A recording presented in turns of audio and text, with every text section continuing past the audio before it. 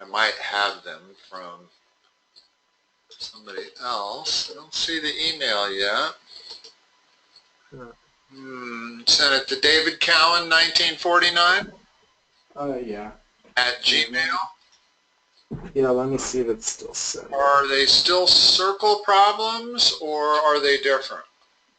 Well, they were just 3 different types of circle problems that I hadn't known how to handle, I guess. Well, I might have them here.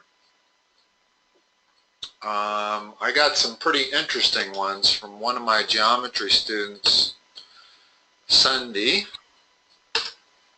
Are they these? I don't think so. I wonder why these aren't Sunday. Well, let me check my email again. No, did not get it. How many pictures did you put on the thing? There were 3. Okay, that might be what's slowing it down. Are any of them such that you can describe them so that we can get to work while we're waiting? Let me see. I think I can a few of them.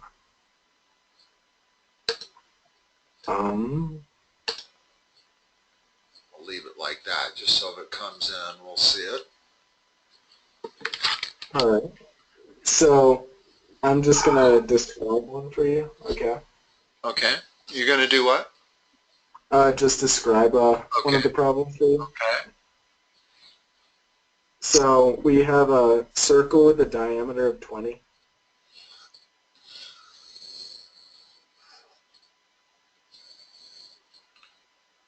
And then there's a 150-degree segment inside it. Like that? And yeah, and then we have to find the arc length in between A and B, and that's from the 2. Yeah, perfect. Okay. An arc length problem is basically a circumference problem. Okay? In other words, we're talking similar things here. If I said, what is the arc length of the entire... Excuse me one second.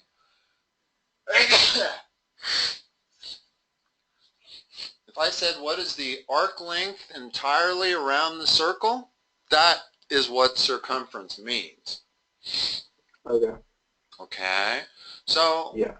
What's the circumference? In other words, these arc length problems, you always start with circumference. What's this circumference? A squared plus, C equals 2 pi r. Okay, what's r? R is the radius. And what is it for this problem? Oh, that'd be 10. Okay, so the circumference is 20 pi. Now, arc length is circumference times whatever percentage we're dealing with. So what is our percentage ratio? That would be 150 over 360. Yeah. In other words, this length of that arc is less than half of a circumference, more than a quarter. What is it? It's 15/36 of the circumference. So we know the circumference is 20 pi, so we'll fill that in for that. And now there's your answer. I mean, there's a lot of simplification to be done, but it looks like 5/6 pi. In other words, I'm going to cancel that. Ooh, not 5/6.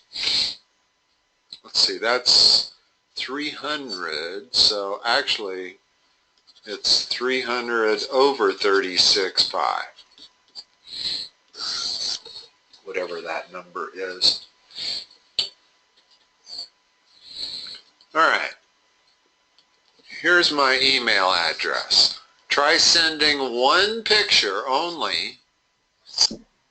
Let's just make sure you're not doing something wrong, and that the reason I'm not getting it is because there were 3 pictures attached, maybe. Okay. Try sending it to that. Make sure you spell it exactly like that. It's 1949 after the name. Okay.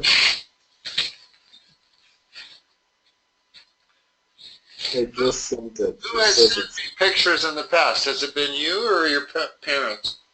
Yeah, it's always been me. I don't know why these ones are sent. Wow, and they've always gotten to me. Yeah. I wonder if there's something going on with Google.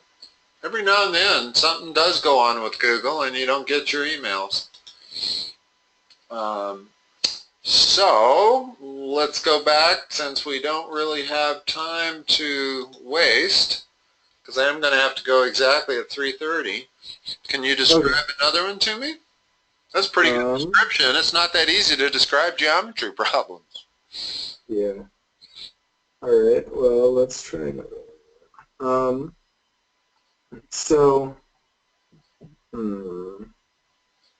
Or, I do have these geometry problems that are awfully good and challenging, and I suspect they're similar questions as what you're asking me. sounds good. You want to do that?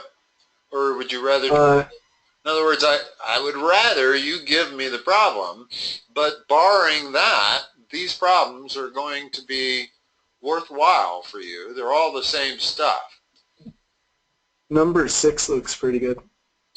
Okay.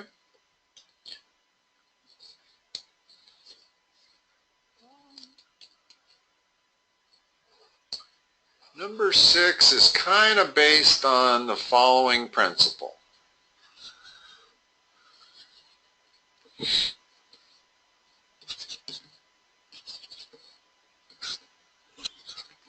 What is angle X equal to? That's 1/2 of AB. Arc AB minus arc CD. In other words, this one minus that one times 1/2. That's what that angle is. Okay. Okay? Well, now, watch what happens if I move this line to be tangent.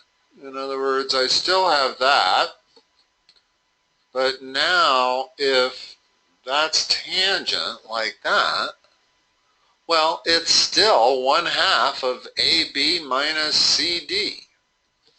It's just that the big arc is from there to there. The little arc is from here to there. Okay? You with me? Yeah. Same exact theorem, really. The fact that it's a tangent line as opposed to a secant line doesn't really matter. It still splits this arc in 2 pieces.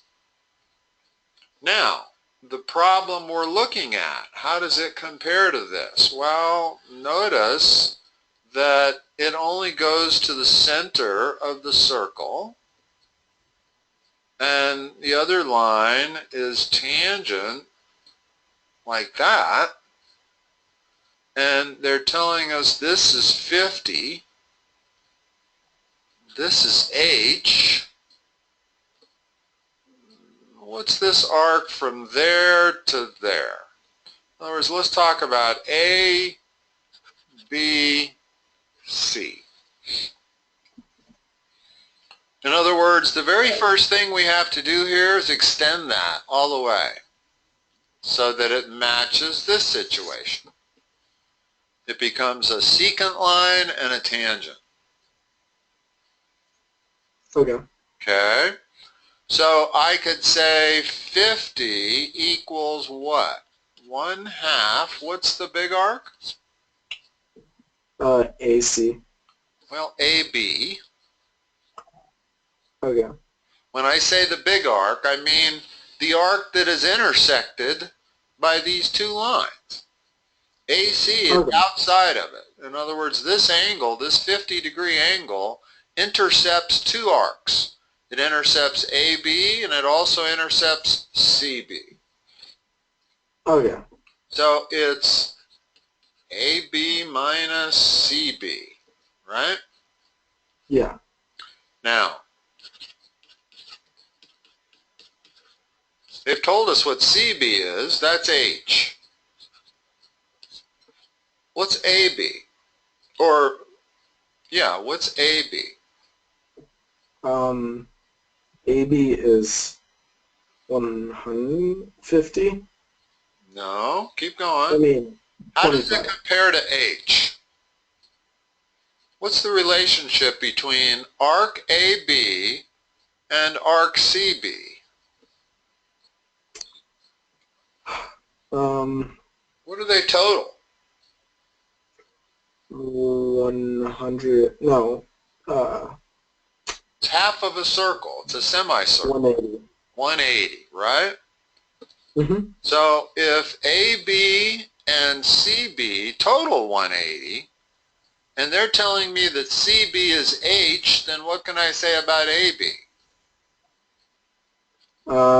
CB is H. Hold on. Yeah. So AB has to be 180 minus H.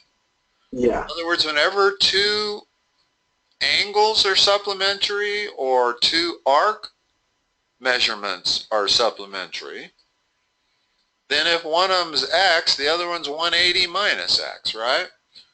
Yeah. Same thing that if I drew a line like that and I said this is X, well, this one is 180 minus X.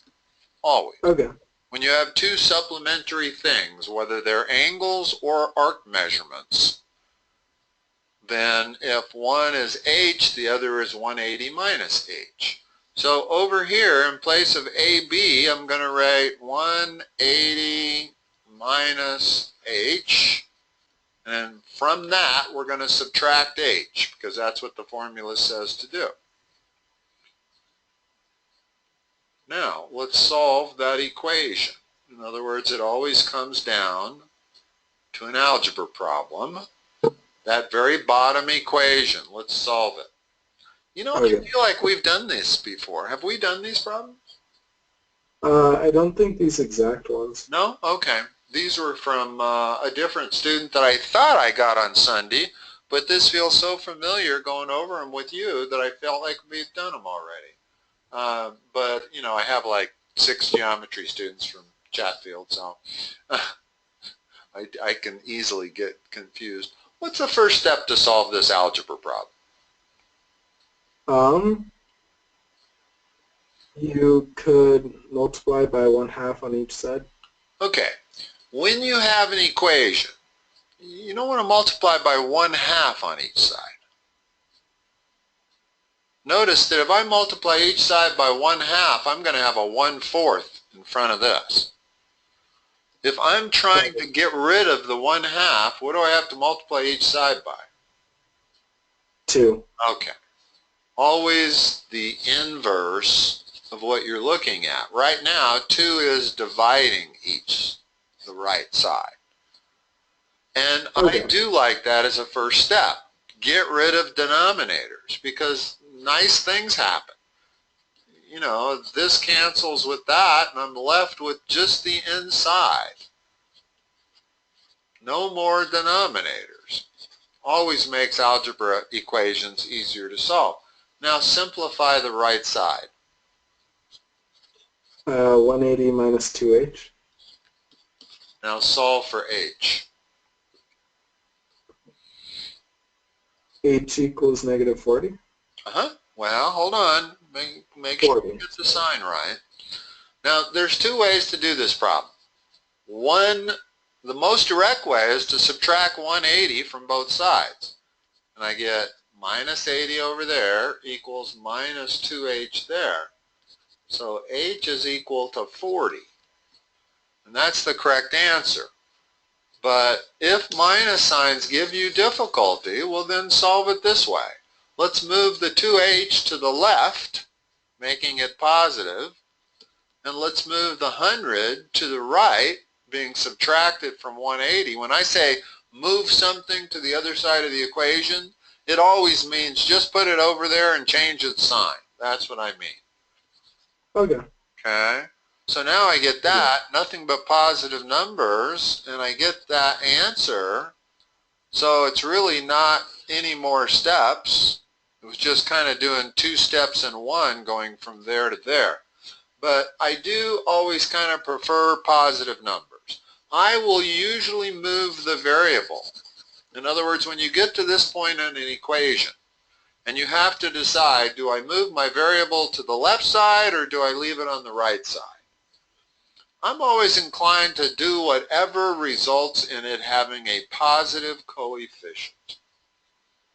And that's moving this instead of leaving it over there. Notice that when you left it over there, it was easy to make a mistake. Now, let's talk about that mistake. You came up with h equals minus 40. We know that has to be a mistake, right? There are no such things as measurements of arcs that are negative. So when you get a negative answer, you know that, I got my sign wrong. Go back, see if you can figure out why you got negative instead of positive. It isn't always just a question of changing the sign on the angle, but sometimes it is. Hold on a minute. I'm just checking to see if I got your email. Yeah, I think I might have. I did, finally.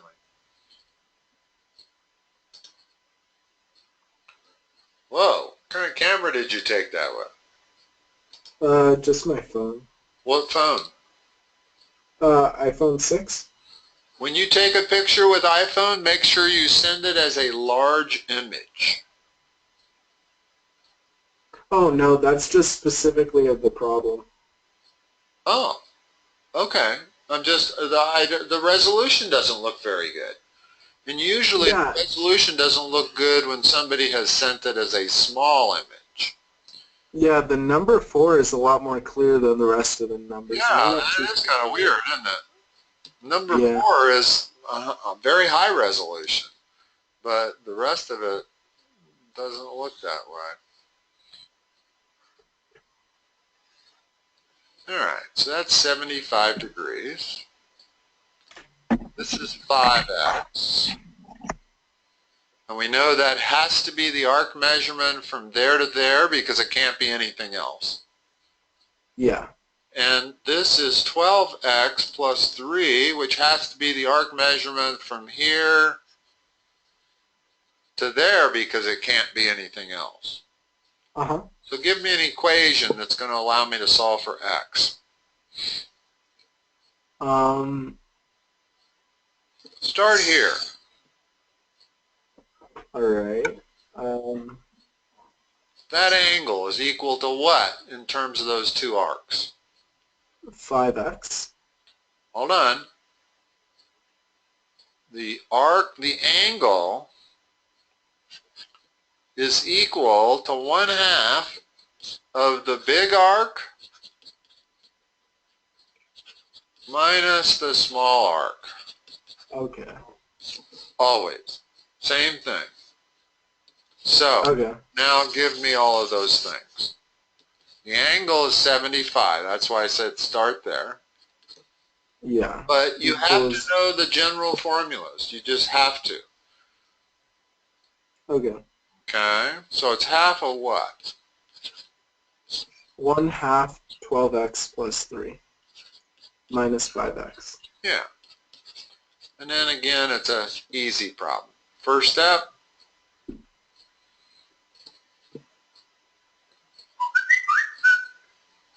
First step, you can multiply each side by 2. Okay.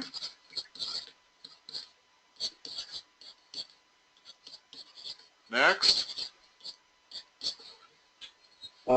You could simplify the right side. Okay. So you get 150 equals 7x plus 3. And finally, Subtract 3 on both sides and then divide by 7. okay. So that's what x is. Oh, and that's 20. Yeah. That's 21 actually. It divides nice and easily. So x is 21. Yeah. Okay. Let's see. Was there only one problem on that picture?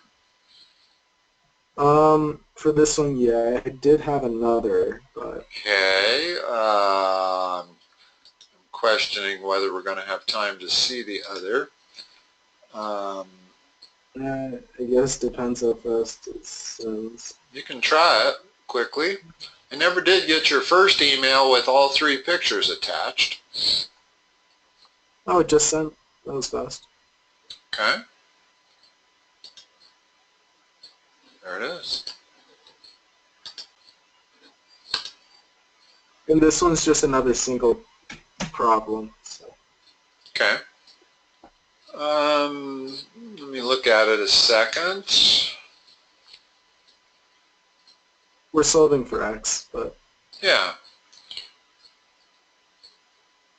Notice that this is the same as the others we've dealt with. Ooh, hold on a minute. We're solving for x. Yeah.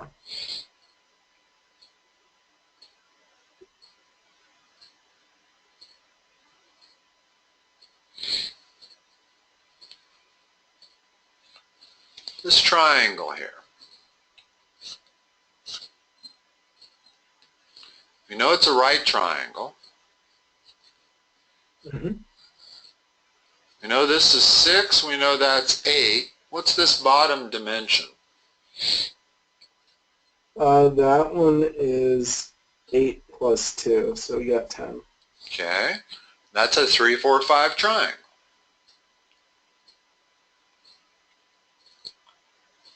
Now, the question is, if you know you have a 3, 4, 5 triangle, the only way to really, in other words, what we really need is that angle right there, right? Yeah. Because that angle, theta, is equal to what? 1/2 of what times what? 1/2 of, shoot, What's the 1/2 big, is what's the 100. big arc that is intercepted? X. Yep. What's the little arc? In between 2 and 6. Well, in between this point and this point. That's the little arc. In other words, you get these 2 arcs from extending the rays all the way of the angle. And so you intercept this arc here, which is x, and you also intercept this smaller one, which is 180 minus x. Because the one thing we can see is that the arc from here all the way around has to be 180. So it's the same problem as before. Now, I'm not sure they've taught you enough trig to do this problem. Because in order to solve for x, we need to solve for theta first. Well, theta is the inverse sine of 8 over 10. And that is 36.93, the angle they've written there. So, and I don't know that you have the math to really know that at this point. So they probably gave you that number, right? Yeah. So they might as well have made the problem with that being labeled 36.93. Yeah. Because they had to tell you that. because I don't think at this point they can expect you to be able to solve that triangle. Oh, that's not that arc. That's not that angle. I got the wrong one. That angle is 53. In other words, typically the side opposite the angle opposite the smallest side in a 3, 4, 5 triangle is 37, and the other one is 53. So 53 equals this. I don't know why they gave you this angle. Ah, now I know why. Ah. What's this tiny arc here? If this angle here is 36.93, what's that little arc? Same thing, 36.93. Okay. Now to get x, just 180 minus that angle. Okay. That's what x is going to be. So there's 2 or 3 ways to do this problem. Unfortunately, I got to run, and I'm not going to have time to continue talking about it. And then once you get 53 equals this, now you have another algebraic equation to solve. Okay. This time, make sure you distribute that negative sign to both that term and that term. All right. Mark, I will talk to you whenever our next scheduled is. All right. All right. Thanks, Sid. Bye-bye.